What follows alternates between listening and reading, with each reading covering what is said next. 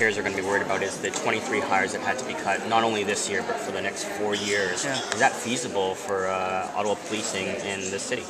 Just so we know, it's not cuts in service. Each of those are, we have what's called a strategic growth initiative that is tied directly, primarily to the growth of the city. It used to be at 45 staff. There was an adjustment 2 years ago as a result of the growth adjustment in the city.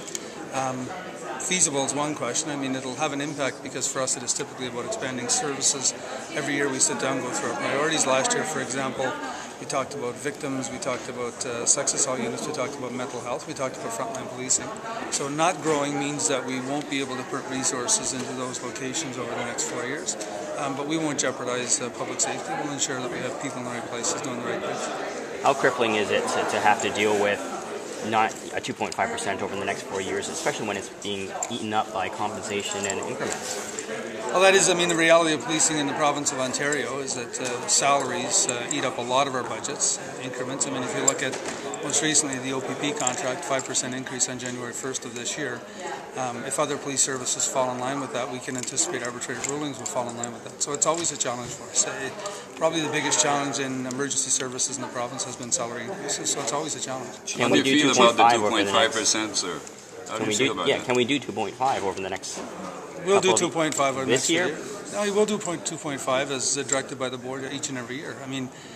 We don't have choices around it. I don't make up the budget, the board does, and the board, if they give us direction each and every year, we'll match 2.5. The challenge will be on the strategic growth part in particular, and on the capital increases. For example, South Building will be in jeopardy. Chief, what about not if hiring? I may, sorry, yeah. Sorry. That's all right. That's all right. Go ahead. That's nice of you, sir. I'm impressed. Chief, what about not hiring any more officers for the next 4 years? Is that going to pose a problem for the force? It's a problem primarily because we build our business plans and our future plans based on growth. We talk about, and I always like to go back to, for example, our mobile mental health unit. Probably one of our biggest challenges in the city is mental health. Secondarily, it would be addictions. That unit is extremely busy, has been extremely successful, and I could triple the size of it tomorrow, and they would still be extremely busy and extremely successful. So some of our priorities we looked at over the last few years that we've been able to meet, we will not be able to increase those services probably to the level we had hoped, and others as a result of dropping off on our strategic growth initiative. What about investigative side?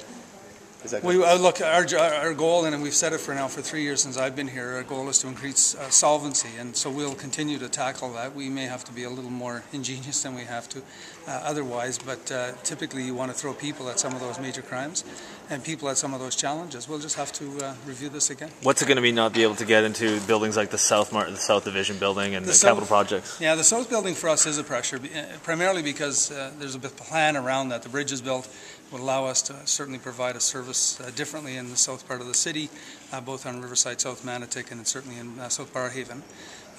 Last year we made the announcement of a future site because we anticipate that it would allow us to improve service delivery down there. Not being able to build that until post-2014 is a challenge. But again, we recognize I don't dictate what the budget's going to be.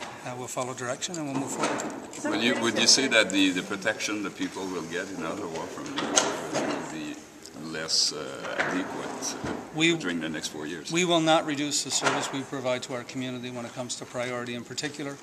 This is a safe city. It will continue to be a safe city.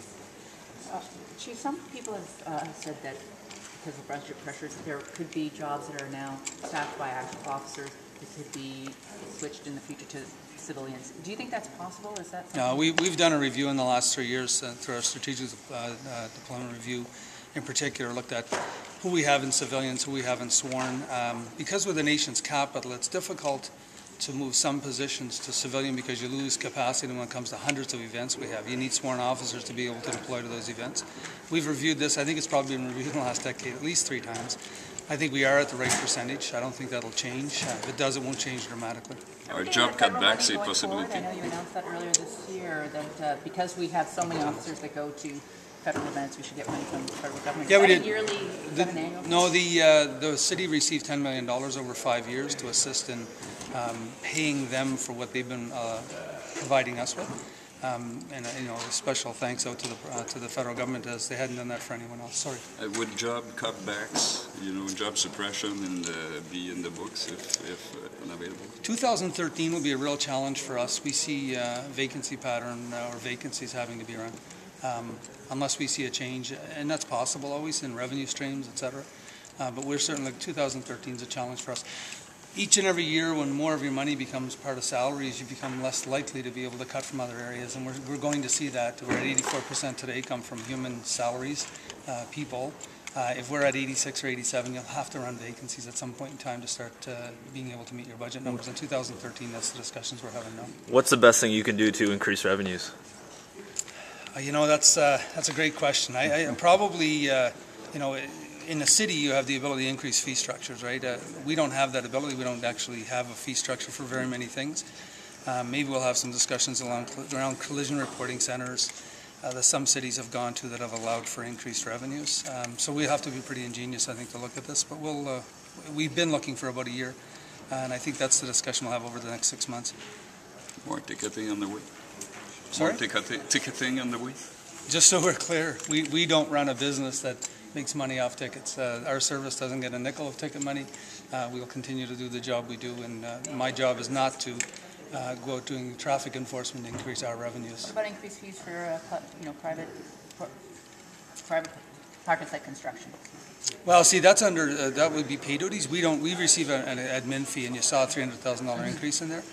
We could talk about increases in those.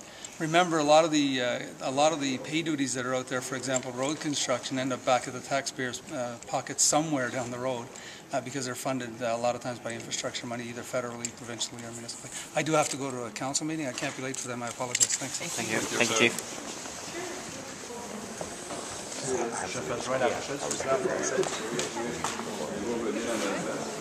Hi.